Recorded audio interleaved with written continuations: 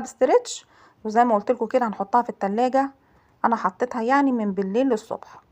هنجيب بقى فصين توم مفرومين، فصين 2 مش اكتر، وعلى الجريلا كده هو مع معلقتين زيت.